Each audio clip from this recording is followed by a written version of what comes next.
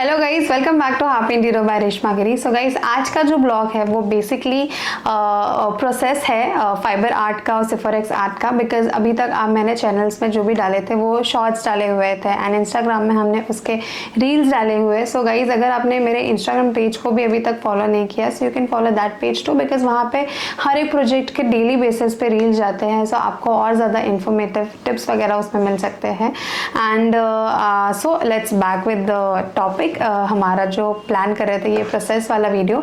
सो guys, आज की video में बेसिकली थोड़ी चीज़ें मेरी साइड से रहेंगी, बट जो मोस्ट ऑफ द चीज़ें हैं आई वांटेड कि मैं जो इंसान वो बनाता है उसके मुंह से, उसकी ज़ुबानी से आप लोग के तक पहुंचाऊं, because they can tell you the in detail with their passion. So guys, मैं आज आपको वहाँ पे लेके चलने वाली हूँ एंड देन अब वो वीडियो फुल देखिए और मुझे बताइए कि आपको ये वीडियो कैसा लगा और कैसा नहीं लगा, क्या ये वीडियो आपके लिए इन्फॉर्मेटिव है या नहीं है।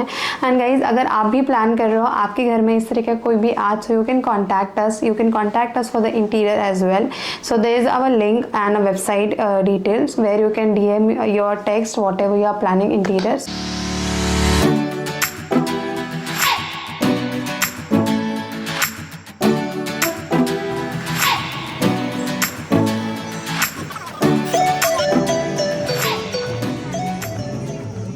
सो गाइस, जैसे मैंने आपको बोला था कि मैं आप लोगों को आज लेके जाने वाली हूँ और वहाँ पे मैं आपको उसका प्रोसेस कैसे होता है and how it exactly looks वो मैं दिखाने वाली हूँ यहाँ पे। सो बेसिकली आज मैंने सोचा है कि इसके बारे में मैं आपको ज़्यादा नहीं बताऊँगी, ज़्यादा करके जो भी उसका प्रोसेस वगैरह है, how exactly it made with which material and all that thing. So I believe कि जो आर्टिस्ट की मेहनत है इसके पीछे, अगर अच्छा होगा वो खुद वो चीज़ को बताए। जैसे आई नो इंटीरियर हमारा पैशन है, तो इंटीरियर के बारे में I can talk like anything. मतलब मैं आप मुझसे कितने टाइम भी बात करवा लो मैं कर लूँगी, because that is my passion. So जो चीज़ जो इंसान बना रहा है वो उसका खुद का पैशन है, तो वो अपने वर्ड्स में वो चीज़ को बताएगा, तो मुझे लगता है वो ज़्यादा कनेक्टिविटी लगेगा आप लोगों के लिए। सो गाइस, मैं अभी मिलवाने वाली हूँ आपको महेश के साथ, चीज़ वगैरह बनाता है एंड उसकी फिनिशिंग एंड ऑल, उसके हाथ में जो फिनिशिंग को लेके जो चीज़ है ना, आई डाउट कोई भी उस चीज़ को कर सकता है उतने अच्छे तरीके से, बिकॉज आप खुद भी वो चीज़ दे सकते हो। सो जैसे मैंने आपको बताया था पहले ही मेरे स्टार्टिंग में कि हमें इस वीडियो के ऊपर काफ़ी ज़्यादा इंक्वायरीज आ रहे थे, बट इंक्वायरीज के साथ लोगों का ये भी क्वेश्चन आ रहा था कि इमेजेस भेजने के बाद ये कैसे बनेगा, क्या प्रोसीजर होता है, ये कैसे लुक आता है। So that is why I thought कि हम इसमें जो है आपको इन डिटेल चीज़ें बता सकें, सो दैट सारी चीज़ें आपके लिए भी क्लैरिटी हो जाए कि इसको हम कैसे यूज़ कर सकते हैं, इसको हम कहाँ कहाँ यूज़ कर सकते हैं वो मैं आपको डेफिनेटली बताऊंगी। बट फिलहाल अभी के लिए इसका प्रोसेस कैसा होता है उसके लिए मैं आपको महेश के साथ मिलाती हूँ। तो he is Mahesh and he is the artist man. So इसकी डिटेलिंग एंड ऑल जो है काम करने का वो बहुत डिफरेंट है। So you can see the space where we are exactly right now, और रास्ते तो आपने देखे ही थे कितने इंटरेस्टिंग से। सो गाइस, अभी फिलहाल जो मैं स्टार्ट कर रही हूँ वो फाइबर आर्ट के साथ स्टार्ट करने वाली हूँ, जो बेसिकली सबसे फर्स्ट प्रायोरिटी पे आता है फिनिशिंग को लेकर। सो यू कैन सी यहाँ पे जो ये एक आर्ट पीस रखा हुआ है, ये पालीथाना है महावीर भगवान का। जो भी जैन, गुजराती, मारवाड़ी पीपल है they know it very well, वो ये है क्या exactly. It is not for the caste, I guess हम भी अब मानते हैं उन सारी चीज़ों को, हम खुद भी, मतलब आई तो रियली हैव सीन कि वो कैसा है कैसा नहीं, because it really gives a very good vibe and positivity जब आप ये जगह पे जाते हो। तो वो इमेज जिसने देखा है उसके लिए ये इमेज काफ़ी ज़्यादा और कनेक्टेड होगी, क्योंकि ये एग्जैक्ट उसका पूरा लुक है, ये कैसा दिखता है। सो अभी ये कैसे बना है और इसको बनाने का क्या प्रोसेस है वो आपको महेश समझाएगा।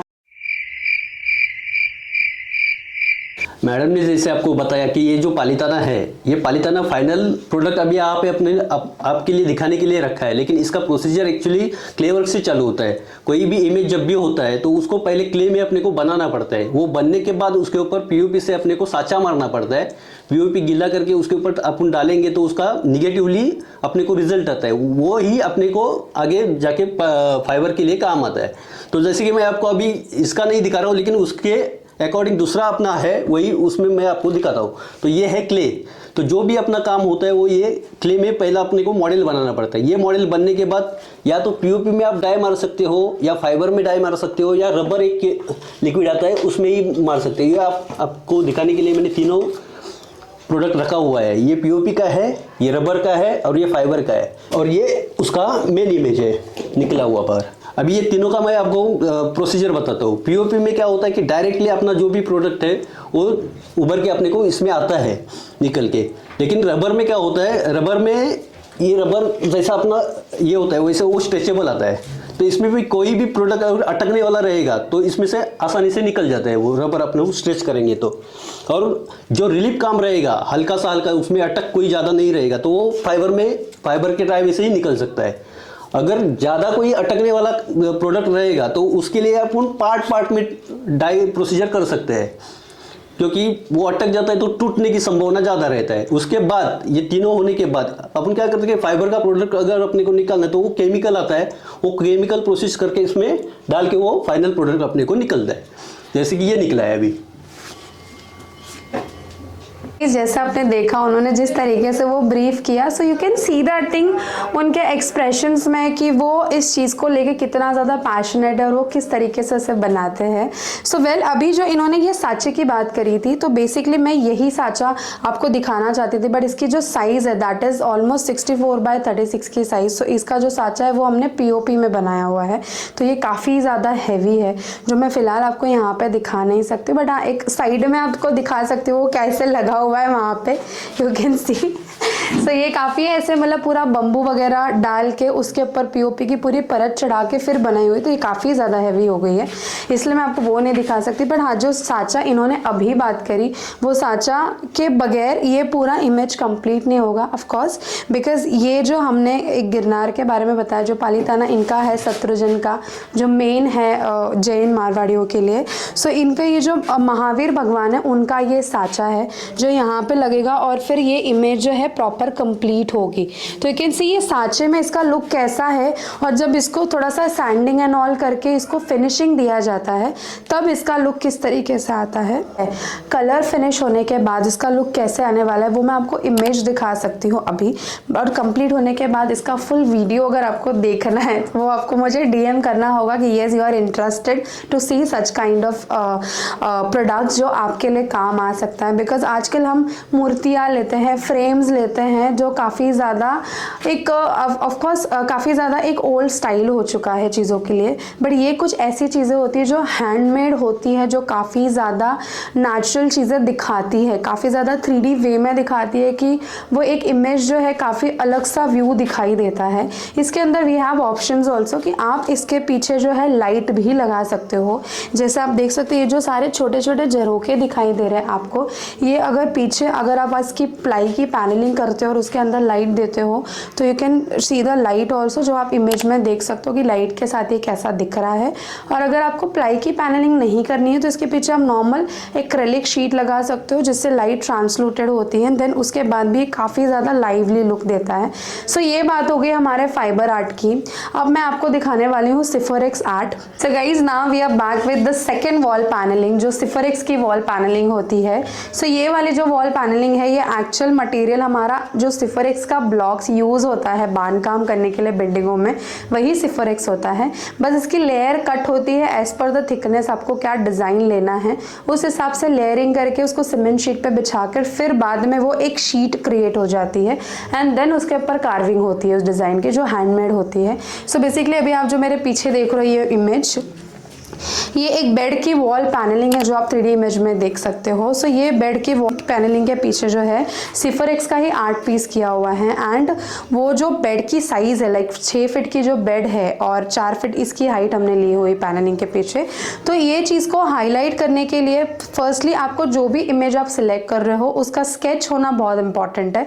वो स्केच करने के बाद जो है इसका एक्चुअल काम होगा, बट अभी ये हमारा पूरा रेडी हो चुका है काम, तो मैं अभी आपको ये कैसा हो रहा है वो तो नहीं दिखा सकती, बट एक फाइनल लुक दिखा दो आप, और ये कैसे क्रिएट किया जाता है वो मैं आपको वीडियो में दिखाऊंगी, but with some different product. So guys अभी फिलहाल मैं इसे निकाल कर दिखाती हूँ आपको कि ये किस तरीके से बना हुआ है।